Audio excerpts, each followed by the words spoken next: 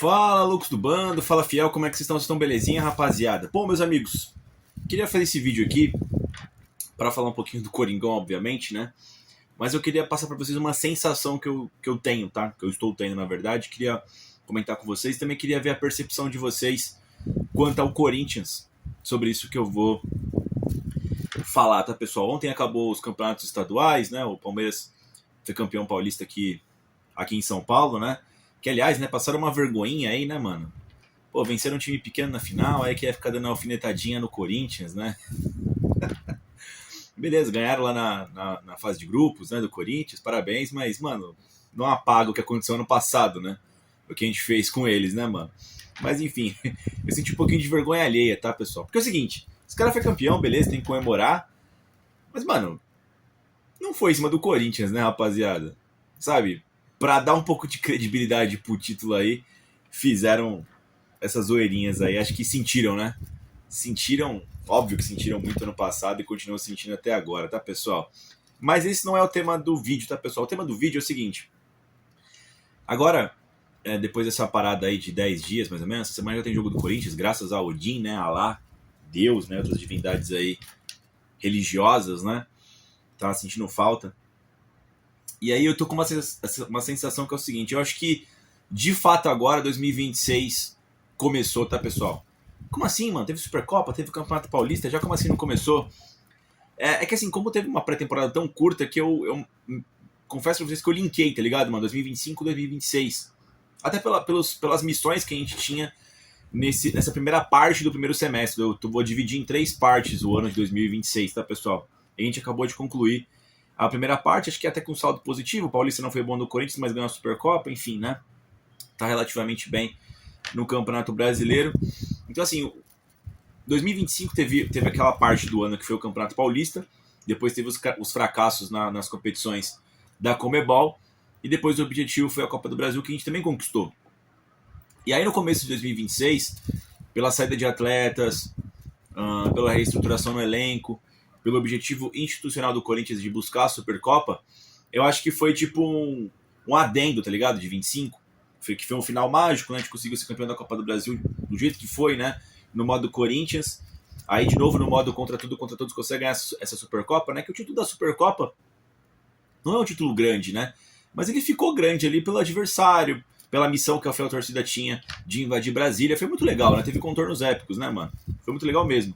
E aí, acho que o último extrato que tinha desse final de 25 era o Paulista de 26. De repente, consegue papar mais um título nessa boa sequência que o Corinthians estava, né? Enfim, poderia ter tido uma outra final grandiosa contra o Palmeiras no Campeonato Paulista, né, pessoal? Mas enfim, não deu certo, né? E aí agora que teve esses 10 dias de pausa e tudo mais, né? Chegou aí o reforço do Jazz Lingard também, com a eliminação do Campeonato Paulista.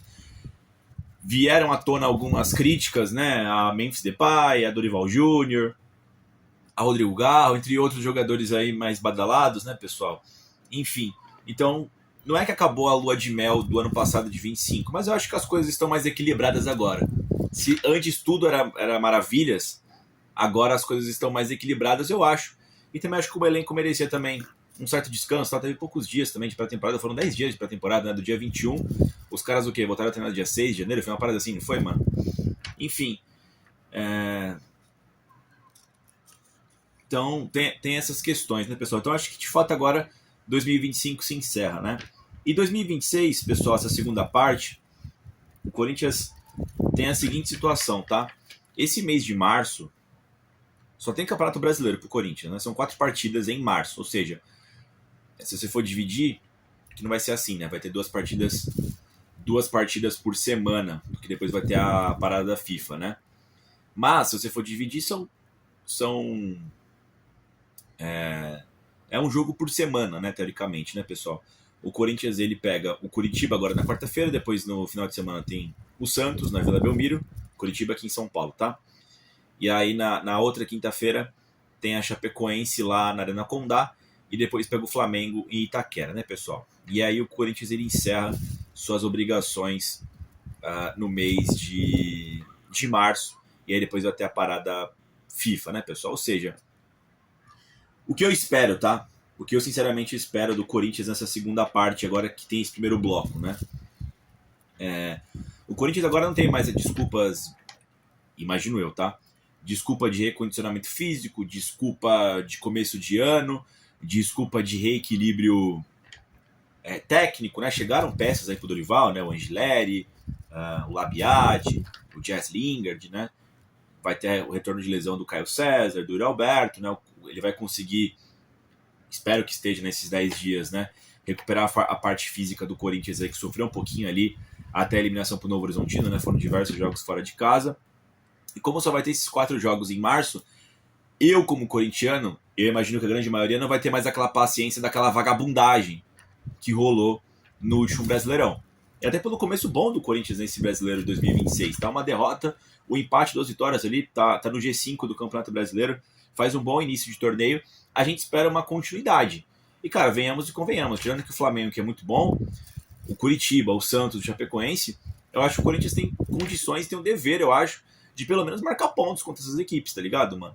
Vocês acham, tipo, muita loucura de projetar aqui, talvez, 9 pontos contra esses 3 times? Tudo bem, o Santos é clássico, na Vila Belmiro, mas, pô, que seja 7 pontos, tá ligado, mano? É muita loucura. O jogo contra o Flamengo é um jogo à parte, né? É um jogo muito difícil, é a equipe mais poderosa do Brasil, mesmo sendo Itaquera, tá ligado, mano? Mas esse recorte de 3 jogos aqui, não daria pra Corinthians fazer uma pontuação alta? Enfim, eu acho que a torcida vai cobrar isso do Corinthians, tá, pessoal? Até por não ter outras missões no mês de março, vai ficar muito na cara desse elenco. E aí, rapaziada, por isso que eu falo, tem que pontuar bastante agora em março, porque vai ter uma quantidade razoável de jogos no mês, né? O que vai ficar difícil aqui é esse Chapecoense e Flamengo, tá? Que o jogo é na quinta-feira, fora de casa, sintético, e aí pega o Flamengo no domingo, tá ligado? Poucos dias de descanso aqui. Isso aqui provavelmente o Dorival vai encher o saco, tá? Mas esse Corinthians e Curitiba, depois Santos e Corinthians aqui, cara, e depois a Chapecoense, uns 5 dias depois, de boa, tá ligado, mano? E é porque eu falo isso, mano. Abril e maio, pré-Copa do Mundo, que é esse segundo bloco, depois da parada FIFA, aí o bagulho vai ser louco, mano. Porque já vai ter o sorteio agora no final de março, né? Da Copa Libertadores. Então vai fazer toda a fase de grupo já agora, entre abril e maio, né? Pra depois ir pro mata-mata, depois da Copa do Mundo. Vai ter a primeira fase aí da Copa do Brasil. E o Brasileirão pocano. Vai ser jogo quarto domingo, abril e maio todo, rapaziada. Então, assim, se você já vem com uma gordurinha desse brasileiro, pra aí sim, durante os jogos de Copa Libertadores, de Copa do Brasil, você de repente rifar um jogo ou outro de Campeonato Brasileiro, aí vai ser aceitável de novo o Corinthians entrar naquele modo sobrevivência, naquele modo Dorival Júnior tentando fazer o elenco rodar, tá ligado, mano? Fora que tem mais peças também, né? Como eu disse, né? O Labiade, o Jess Lingard, entre outros aí que pode ajudar o Dorival Júnior, né? Então, eu acho que tudo vai se passar de como o Corinthians passe por esse mês de março aqui. Esse mês de março, o Corinthians acabou de ser eliminado do Campeonato Paulista, né? As coisas estão mais equilibradas para a fiel torcida. Então seria legal o Corinthians já começar com o pé embaixo agora já em março. Porque a gente sabe que abril e maio vai ser sobrevivência total, mano. O bagulho vai ficar louco. Mano, vai ser 2 meses pauleira, mano. É jogo quarto e domingo, tá ligado, mano? E aí, pessoal, é o que eu falo pra vocês. Acho que eu já comentei aqui no vídeo, né? Quais são as minhas projeções pro ano do Corinthians? Mano, eu acho o Corinthians, até por como ele foi campeão da Copa do Brasil no ano passado, e aí como começou o ano de 26, né, que, pô, houveram saídas, mas, no meu ponto de vista, houveram chegadas muito mais importantes, né, por exemplo, o Romero e o Thales Magno saíram, em número, foi ruim, né, o Corinthians tinha menos 2 jogadores pro elenco, mas, por exemplo, chegou o Caio César, né, não sabe se o acredito que o Dorival vai usar, né, o Zaccaria Labiad e o Jess Lingard também aí. O Thales Magno e o Romero eram últimas opções. Eles eram preteridos por Kaique e Dieguinho, por exemplo. Guinegão. E ainda assim o Dorival ainda tem esses meninos para utilizar, né? Mas em tese o Labiade, o Lingard, o Caio César chegam para somar. Claro, o Corinthians perdeu o Maicon, né? Que o Dorival queria muito o Maicon. Também não veio o Alisson que ele queria, mas veio o Matheus Pereira. Quem mais que foi pro meio campo aí? Veio o Alan. O Dorival tá usando esses jogadores, tá ligado, mano? Começar o Rian, né? Que o Dorival também já não tava usando muito, né, mano? Perdeu o Martinez também, que foi uma peça importante ali pro meio campo, né? Mas o Dorival ganhou um lateral reserva pro Mateuzinho. Querendo não, era uma peça, porra, fundamental que faltava no Corinthians, né? O Corinthians, pra te falar a verdade, tinha várias peças chaves, mas o meu medo era quando o Mateuzinho não jogava, o Corinthians ficava desequilibrado, mano. Porque não tinha jogador. ou era o Charles, ou era o Félix Torres, ou era o Martinez ali improvisado, né? Enfim, Kaká, enfim, entre outras peças aí que não estavam dando conta do recado ali por estarem sendo improvisadas, né, pessoal? Então, eu acho que o Corinthians ganhou peças mais importantes, até porque o Dorival teve um pouco mais de notoriedade nas escolhas, né? No ano passado teve o transfer ban, né, cara? Não é nem que ele teve notoriedade, né? É porque ele não teve peças, né? Tudo bem, o Michael não ficou o que ele queria, o Alisson que ele queria não veio, mas o Alan acho que ele queria e veio, tá ligado? O Matheus Pereira acho que ele queria e veio, né? Enfim, acho que o Caio César também. Se você me falasse assim, cara, esse vai ser o time do Corinthians até o final do ano, cara, eu acho que a gente brigaria de novo por um bicampeonato da Copa do Brasil, de repente um G4 de Campeonato Brasileiro, porque por como começou o Brasileiro, começou de forma interessante, né? Tentar buscar o Bira da Libertadores, tá ligado, mano? Só que o grande problema do Corinthians eu acho que está por vir ainda, que é a janela do meio do ano. Acho que o André vai ficar até pelo menos meio do ano, né? Falaram que o Milan iria contratar, mas era para pegar só no meio do ano, enfim, né? Não sei se o Corinthians vai vender, se já vendeu, se não vendeu, como é que tá o status do André, ainda não foi mais falado sobre, né? Mas a questão é que o Corinthians precisa fazer 150 milhões de venda nesse ano de 26. E factualmente vai estar condicionado, mano, a essa janela do meio do ano. De repente o Memphis Depay não fica. Eu tenho minhas ressalvas com o Memphis Depay, mas ele é um cara importante pro Corinthians, né? A gente sabe que esse primeiro semestre do Corinthians aí tá meio em segundo plano pro Memphis, né? Visando a Copa do Mundo, mas agora é esse segundo bloco, essa segunda parte do primeiro semestre de 26 é muito importante. É importante que o Memphis também entre na pegada também agora, rapaziada. Acho que acabou agora a pré-temporada do Corinthians, né?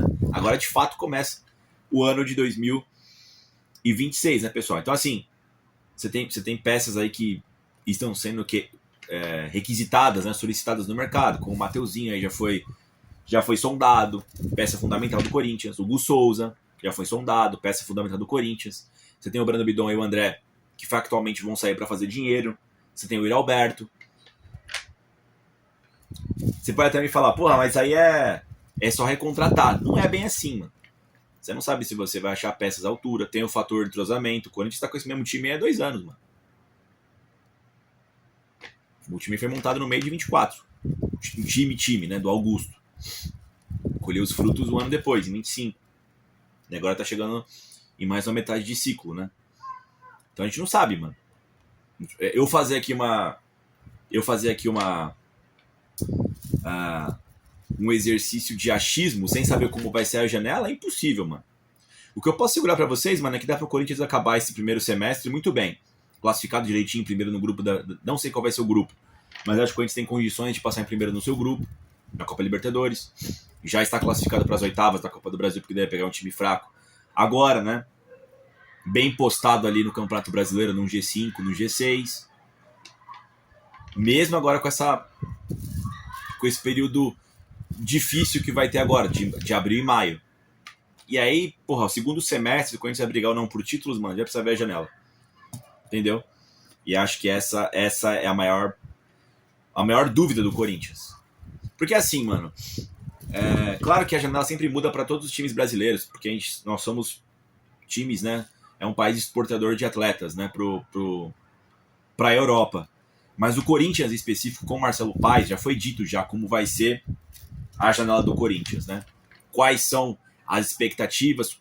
Eu sinto que a diretoria do Corinthians tem tentado, às vezes de forma errônea, né? Como foi essa negociação do André aí com o Milan. Mas já vem dando indícios de como vai ser.